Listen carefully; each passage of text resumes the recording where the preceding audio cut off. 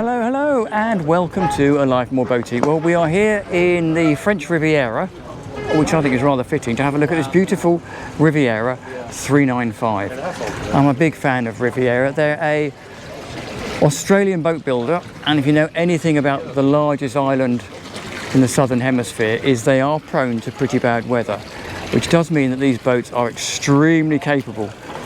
Whether you're going for the entry boat and the 395 that we're looking at here, or the 505, or any of the bigger boats, they are extremely capable offshore boats. And again, the build quality is exceptional. So start on the aft cockpit as we do our aft bathing platform here. This is a fixed platform. There is a swim ladder in down there. Then here you have, being an Australian boat, the ubiquitous barbecue, so you can do some fishing and then barbecue your fish as you catch it. Passerelle, and then a very decent proper transom gate in there. Controllers for the electric passerelle, and then storage. All of these cupboards, I don't know if I can do this with one hand. Yes, there you go. Ropes, fenders, line storage, all in there. And this entire, if I stand over here, this entire deck hatch area here, this whole section here, including that barbecue and the table, open up for engine access. We'll have a look at a little bit later on. Nice bit of overhang from the coach roof, and there is then this sort of extendable bimini, but you can have a European cover that goes right the way out over the bathing platform if you wanted to. And quite nice that this little section here is infilled with this sort of solid plexi perspex. High-low table. That drops down to make a day bed or sun lounge if you want to. There is then storage under there, more storage in there, and as you can see here, aft controller with a joystick, which will head forwards. First, past the rather lovely Riviera logo. Nice high rails, lovely grab handle that naturally leads you all the way forwards to this nice sun lounging area on the foredeck. Pop-up back bolster cushions, and again, it's actually quite nice. I know teak's lovely, but this is cool and it's really, really grippy on a hot day. Fender storage and warp storage in there, all the deck handling and anchor gear you would expect. And there is, I believe, in here a deck wash. There you go in there, and again more fender storage, and again stainless gas struts. Quality and fit and finish here is just incredible. Again, stainless pantograph wipers. Pop up top, you can see the Garmin closed array radar and a couple of sliding sunroofs and the Marinco spotlight. Both side decks are the same width, so it's easy to shimmy up either side depending on what you're doing, where you want to go. Beautiful solid stainless door, and then this lovely stainless pop-up window which helps that dinette and all the air flow into the cabin.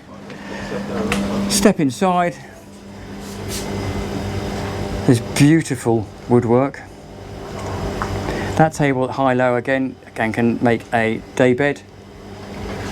Practicality all the way with the grab handle, so if the weather's a bit lumpy, you've got something to hold on to. If I then spin myself round, you can see this high gloss walnut looks absolutely beautiful.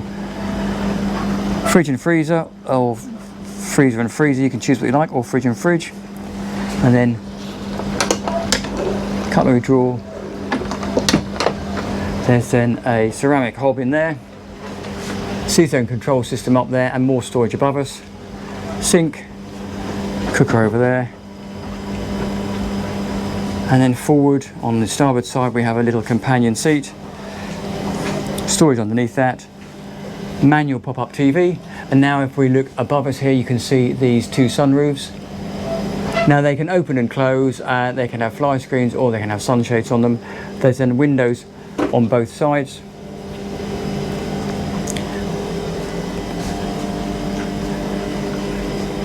Lovely helm seat, double helm seat with twin pop-up bolsters and independent armrests, which is really lovely. Love the squeak of a bit of leather. So we pop up in the helm station. Again, look at the detail. They've even got a little wood insert there for the VHF. And she's on Volvo Penta, so as you would expect, throttle controllers, joystick, Garmin glass bridge.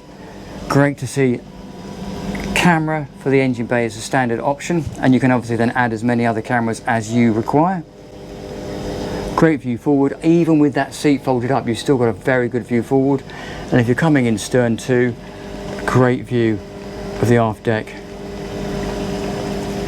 So if we drop down through the companionway, we'll go forward first. This is a twin cabin single heads boat, beautiful centerline berth, and again lovely contrasting with the dark gloss walnut. By the way, 6 coats of varnish on that wood, which is why it looks so fantastic. Little hull window there, deck hatch forward as you would expect, storage over there in the cupboard, more storage in that wardrobe. Back into the companionway, we have then the day heads, shared heads, nice light flooding in, and what a great view from that whole window. Don't worry, there is only one of me. Storage, and then a full size standing or sitting shower, depending on what you want to do with the door. And then there is, for the sake of it, if we come out of here, close that door, we then have Jack and Jill access through here, if that door wasn't in the way, into this cabin. So very good use of space. So that is obviously then the heads we've just come out of. And then this is cabin number 2. Again, plenty of storage, big old wardrobe in there. If I step in here, turn my camera around, still plenty of headroom. And then here we have 3 berths. Great if you've got young kids or kids with friends. You've got a single berth there and then 2 more singles. Light coming into the hull windows, and as you can see there is an opening port light on each side, so you can get really good ventilation. But it is very, very spacious in here. And again, these midships cabins are very serene places to sleep. You're not getting any of the hull noise. And again, you've got a great, or you would have a great view out if you weren't on the pontoon. So if we head back out of here, storage on the left hand side in the form of a sideboard, back up through here, and we'll have a quick peek. This won't take long, so please stay. We'll have a quick peek in the engine bay as this whole aft deck area lifts up. The whole aft deck and access into the engine bay. And here we have a couple of Volvo Penta, as you can see, D6 IPS 600s, powered by the infamous now Volvo Penta IPS drives on the back there. But phenomenal access. Battery bank over there. Fantastic. So I'll drop all the technical details for the engines and the specs below in the comment section.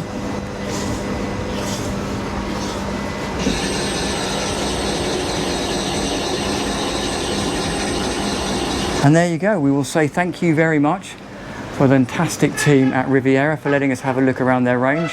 They do now have European distributors, so if you're interested in any of these boats and you're from the European Union, the UK, please contact them. Details are below. Thank you very much for watching. I would ask you to like and subscribe. Any comments or questions, put them in the comments section below, and I will see you next time around. Thank you very much for watching.